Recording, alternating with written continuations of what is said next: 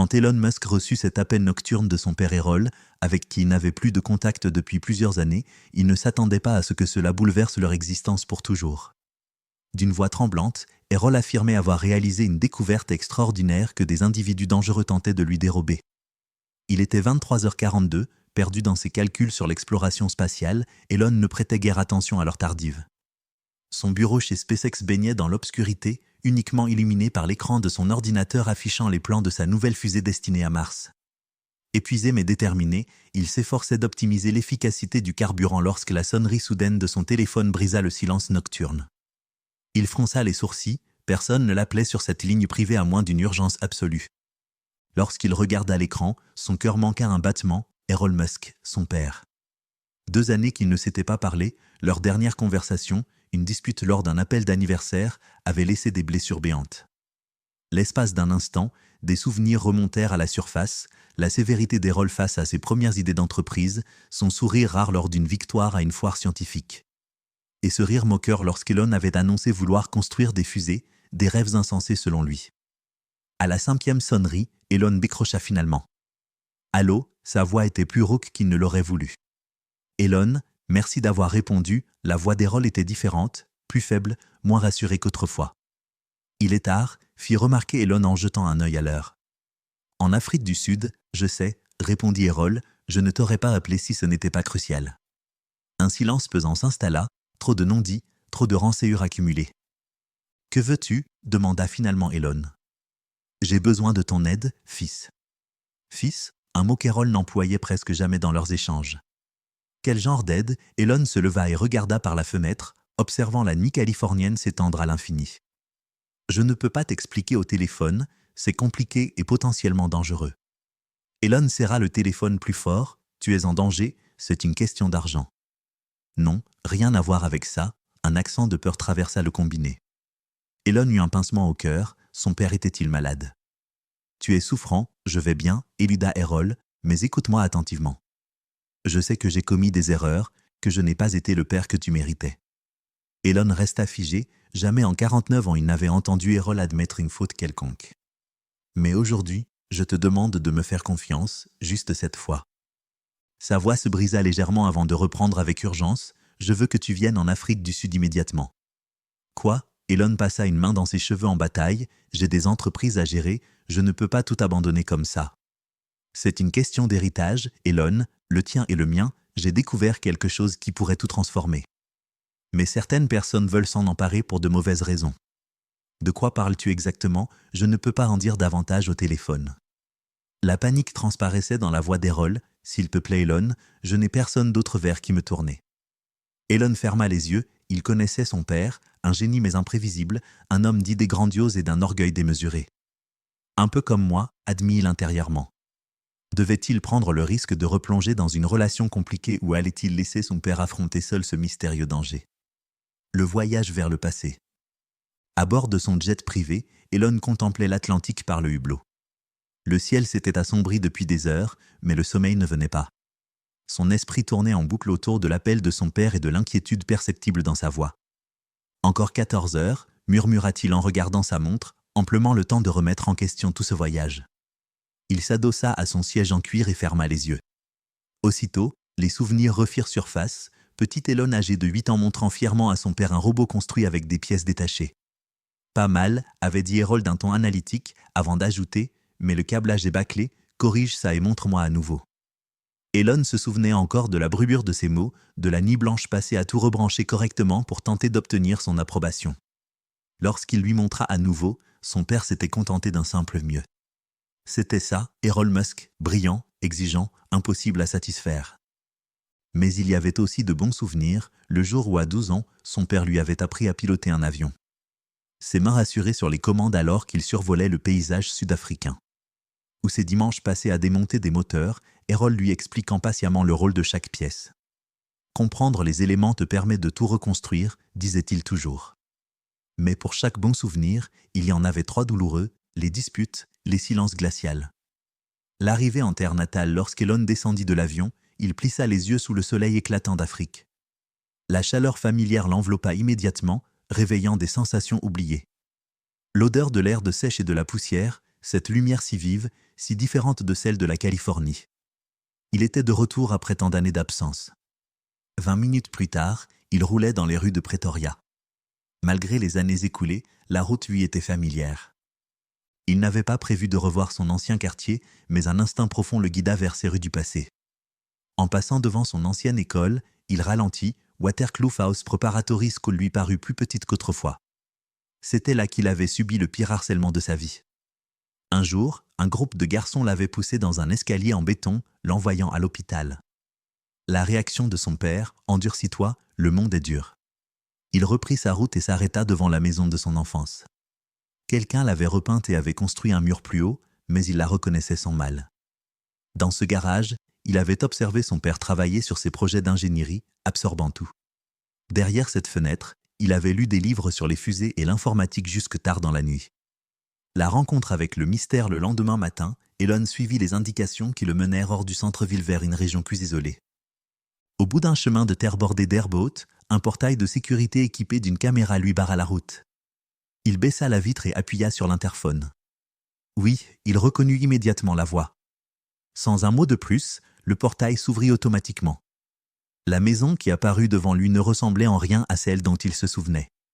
Son père vivait autrefois dans un quartier chic, dans une demeure moderne et impeccable. Ici, c'était une vieille maison de plain-pied avec une large véranda et de la peinture écaillée. Sur les marches du perron, Errol l'attendait. Il semblait plus maigre, plus fragile, fini l'homme charismatique et soigné qu'Elon avait connu. Ses cheveux étaient redevenus entièrement blancs et sa chemise pendait sur son corps amaigri. « Tu es venu » dit-il en guise d'accueil. « J'avais dit que je viendrais » Elon s'arrêta au pied des marches, scrutant son visage. « Tu as changé. »« Tout le monde vieillit, même moi » répondit Errol avec un sourire fatigué. « Entre, on a beaucoup à discuter. » La révélation stupéfiante, l'intérieur était frais mais aussi défraîchi que l'extérieur. « Un café » demanda Errol en se dirigeant déjà vers la cuisine. Pendant que son père préparait les boissons, Elon observa le salon. Une chose attira son attention, un mur entier couvert de papiers, de plans et de coupures de journaux. « Mon mur de travail » expliqua Errol en lui tendant une tasse, « pas très bien organisé, j'en conviens. »« Quel est ton travail exactement ? Commençons par être honnête, » dit Elon en s'asseyant en face de lui. « Tu es malade, n'est-ce pas ?» Errol haussa un sourcil, « Qu'est-ce qui te fait dire ça ? Tu as perdu du poids, tu vires plus, tu grimaces en t'asseyant. » Un éclat de fierté traversa le regard d'Errol, « Tu as toujours été perspicace. »« Oui, j'ai des problèmes de santé, rien d'immédiatement fatal, mais ça progresse. »« Mais ce n'est pas pour ça que je t'ai fait venir, j'ai besoin de ton aide. »« Pourquoi ?» Errol posa sa tasse. « Depuis 5 ans, je travaille sur une technologie énergétique révolutionnaire, quelque chose qui pourrait transformer la production d'énergie dans les zones isolées. » Elon resta impassible, bien que surpris. « Quel genre de technologie ? » « Un réacteur à fusion portable, » répondit Errol en scrutant son fils. « Petit, sûr, capable d'alimenter un village pendant des années avec un minimum de carburant. » Elon faillit rire, la fusion, tous les grands laboratoires du monde travaillent là-dessus depuis des décennies. « Et ils se trompent tous d'approche, » répliqua Errol, sa voix retrouvant de la vigueur. « Ils veulent construire d'immenses réacteurs, moi j'ai misé sur la miniaturisation. » L'atelier secret Errol le guida à travers la maison jusqu'à une porte latérale. En chemin, Elon remarqua plusieurs détails étranges, du matériel électronique coûteux contrastant avec des meubles délabrés. Ils traversèrent une cour poussiéreuse jusqu'à un ancien garage. Errol déverrouilla 3 serrures avant de pousser une lourde porte. « Mon atelier » annonça-t-il en allumant la lumière. L'intérieur tranchait radicalement avec le reste de la propriété. La vaste pièce était remplie d'équipements, certains familiers à Elon, d'autres qu'il ne reconnaissait pas.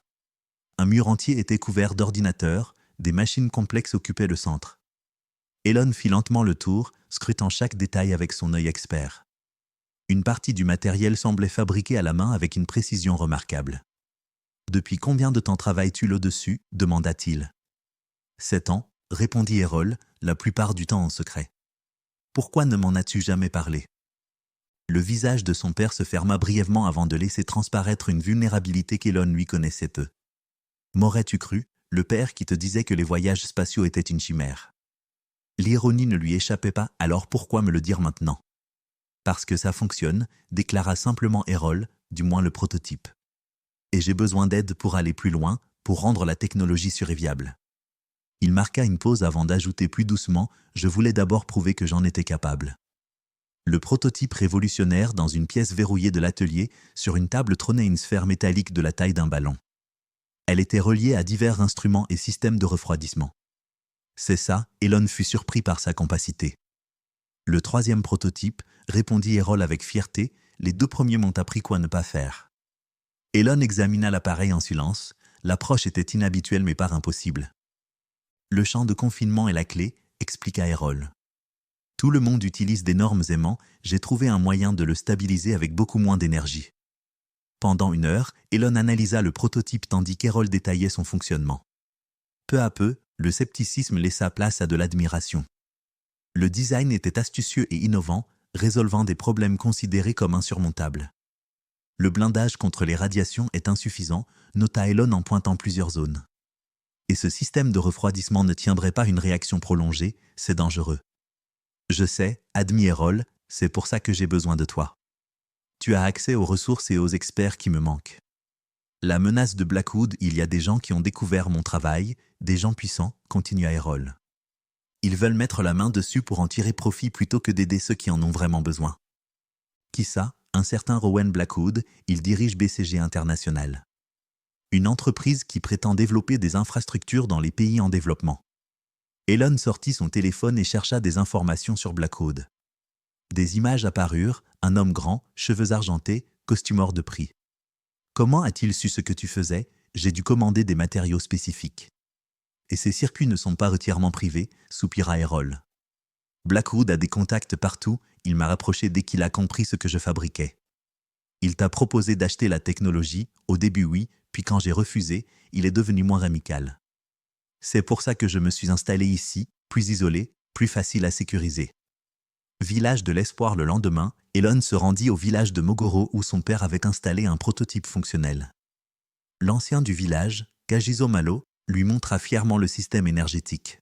« Votre père a été notre ami, dit Kagiso, il n'a rien demandé en retour. Sauf que nous gardions cela privé. » L'appareil alimentait le système de purification d'eau du village. Avant, nos enfants étaient souvent malades à cause de l'eau, expliqua Kagiso. Maintenant, ils sont en bonne santé. Elon examina cette version simplifiée du prototype de son père. Elle était moins puissante mais aussi plus sûre, avec une meilleure protection contre les radiations. La centrale aide plus que notre village, continua Kagiso. L'ingénieur a installé des lignes pour la pompe à eau qui sert 3 autres communautés. Plus de 2000 personnes ont désormais de l'eau potable grâce à cette petite machine. L'accord caché de retour chez son père, Elon découvrit qu'Owen Blackwood était venu en personne. L'homme était grand, distingué, vêtu d'un costume coûteux. Elon Musk, dit Blackwood en retrouvant rapidement son calme, le fils prodiguait de retour. « Je pense que tu devrais partir, répondit Elon d'un ton froid. Votre père est venu me voir il y a 3 ans pour obtenir un investissement, continua Blackwood. J'ai fourni des fonds en échange des premiers droits sur la technologie. Il sortit un document de sa veste, signé et témoin. Est-ce vrai? Demanda Elon à son père. La mâchoire d'Errol se contracta. Oui, j'avais besoin de financement pour construire le prototype. Mais l'accord était pour une application commerciale, pas humanitaire. La vérité enfin révélée après le départ de Blackwood, Errol révéla à son fils la vérité sur sa maladie. Il me reste environ 6 mois selon mes médecins, dit-il simplement. Je veux que cette technologie soit mon héritage, quelque chose qui aide les gens. Dans une boîte en bois, Elon découvrit les derniers secrets de son père. Un disque dur, un document transférant tous les droits à Elon et une lettre révélatrice. La lettre expliquait que la technologie de fusion venait en réalité des croquis d'Elon. Fait lorsqu'il avait 13 ans, son père avait utilisé ses idées pour construire le réacteur. Quand tu avais 13 ans, tu m'as montré des croquis d'un dispositif énergétique impossible, écrivait Errol. J'ai rejeté cela comme des idées d'enfant, mais plus tard, j'ai vu que tu avais intuitivement compris des concepts révolutionnaires. Le principe de mon réacteur de fusion venait de tes dessins. Je suis désolé, Elon, pour ça et pour tant d'autres choses.